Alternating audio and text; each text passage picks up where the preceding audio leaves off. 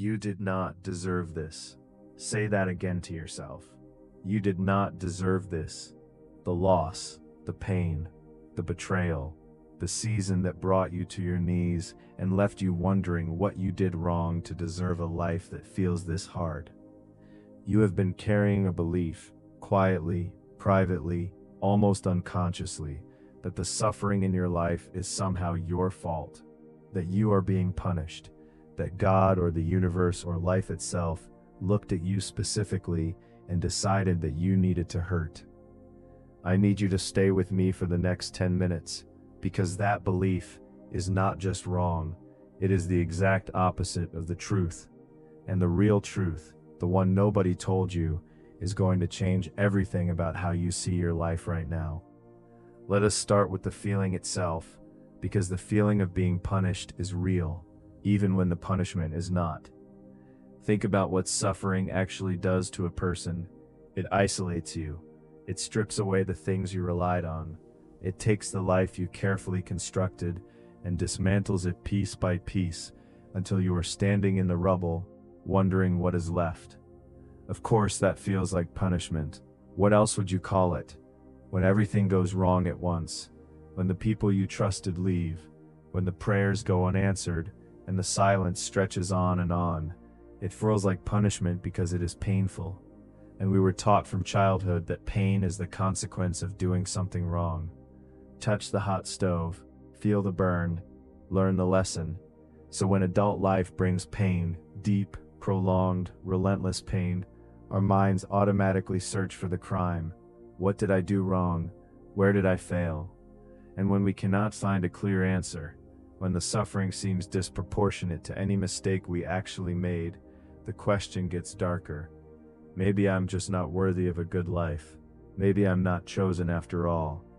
That is the moment the suffering becomes most dangerous, not because of what it is doing to your circumstances, but because of what it is doing to your belief about yourself. And that is exactly what I need to address right now. Punishment and preparation can look identical from the inside. This is the most important thing I'm going to say in this entire video. From the perspective of someone living inside the suffering, punishment and preparation feel exactly the same. Both are painful. Both are disorienting. Both strip away comfort and certainty. The only difference between them is what they are moving you toward. Punishment moves you toward nothing.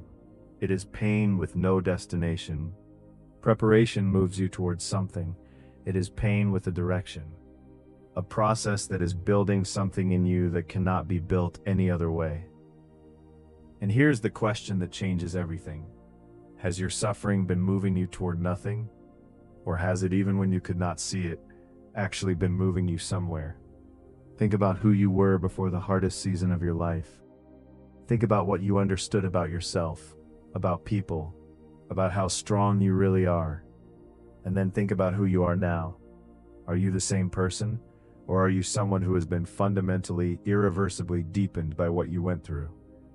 I already know the answer. Because you are here, watching this, asking these questions. People who are simply being punished do not ask these questions. They collapse. They become bitter. They close. But you are open. You are still seeking. You are still reaching for the meaning underneath the pain. That is not what a punished person looks like. That is what a person being prepared looks like. Now I want to get specific. Because preparation is not a vague spiritual concept. It is building actual things inside you. Real capacities. Real strengths. It is building unshakable resilience. Not the kind of resilience that comes from reading about hard times. The kind that only comes from going through it yourself and discovering, with shock and relief, and a kind of quiet awe, that you survived. That you are still here. That the thing you were most afraid would break you, did not break you. That knowledge, that lived, embodied cellular knowledge that you can survive, is one of the most powerful things a human being can possess.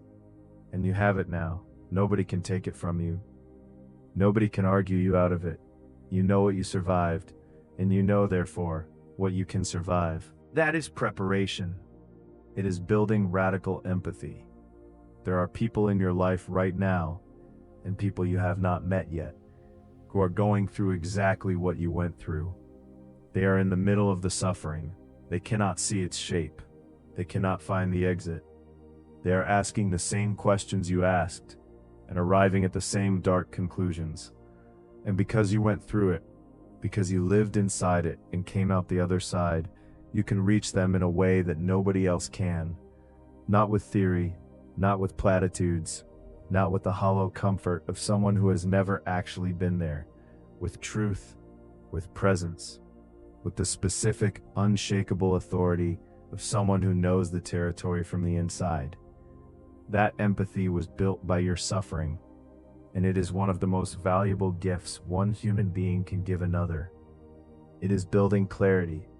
Before the suffering, you probably had a life organized around things that seemed important. Appearances, approval, achievement, the plan, the image, the version of yourself that you presented to the world and worked very hard to maintain. The suffering dismantled all of that. And in the dismantling, something remarkable happened. You found out what actually mattered. Not what you thought mattered. Not what the world told you mattered. What actually, genuinely, in the deepest part of you, mattered. That clarity is rare. Most people never find it because they never go through anything hard enough to strip away the non-essential. You found it, and now you get to build your life around it. That is not punishment. That is the greatest gift the suffering could have given you. I want you to understand that you are not alone in this pattern. This is not something that is happening only to you. This is a pattern so consistent, so universal, that every culture and every tradition has a name for it. The hero's journey, the dark night of the soul, the wilderness season. Different words, same process. And the people who went through it and came out the other side changed the world. Think about Abraham Lincoln. Before he became the president who held a nation together through its darkest hour, he failed in business. He lost elections. He suffered a nervous breakdown.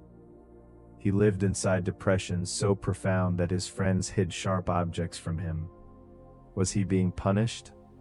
Or was he being prepared for the specific weight of leadership that only someone who had survived that depth of suffering could carry? Think about Oprah Winfrey. Before she became one of the most influential voices in the world, she was born into poverty. She suffered abuse. She was told repeatedly that she was not enough. Was she being punished? Or was she being prepared to speak to millions about pain and healing with an authority that only comes from having lived it? Think about the people in your own life, the ones you most respect, the ones whose strength you most admire. I guarantee you, every single one of them has a story, a season of suffering that looked from the inside like punishment and revealed itself from the outside as preparation. You are in that story right now. You are in the chapter that feels like punishment, and the chapter that reveals it as preparation is closer than you think. Understanding that you are being prepared and not punished is not just a comfort, it is a call to action, because preparation requires participation. You cannot be prepared passively. You have to show up inside the process, eyes open, heart open, willing to receive what the suffering is trying to give you. So here's what I need you to do. First, change the question. Stop asking, why is this happening to me? Start asking, what is this preparing me for? That single shift in question changes everything, because it moves you from victim to participant, from someone the suffering is happening to, into someone who is actively being shaped by it. Second, look for what is being built. Every single day, find one thing, just one, that the suffering has given you that you did not have before. A deeper understanding of yourself, a capacity for compassion you did not previously possess, a clarity about what you actually want from your life, a strength you did not know you had. Write it down. Keep a record of what is being built, because when you are inside the preparation, It is easy to only see what is being lost. You need to train your eyes to also see what is being gained. Third, keep moving. Preparation is not a passive process. It requires you to keep building even while the building feels impossible. Keep creating, keep connecting, keep pursuing the vision even when the vision feels unreachable. Because the preparation is not happening instead of your purpose. It is happening in service of it. Every step you take forward inside the suffering is a step toward the life that is waiting on the other side of it. You are not being punished. You are never being punished. You are being prepared. Prepared for a level of life, of love, of purpose and impact that the person you were before the suffering could not have handled. The pain was the process. The process is almost complete. And what is coming, what has always been coming, was worth every single thing you went through to get there. Keep going, chosen one.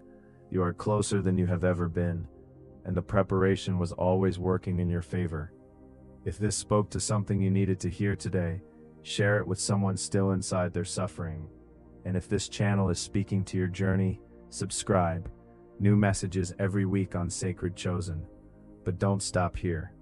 In my next video, I'm going to reveal the 3 daily habits that turn your preparation into immediate progress, so you can finally step out of the fire and into your reward.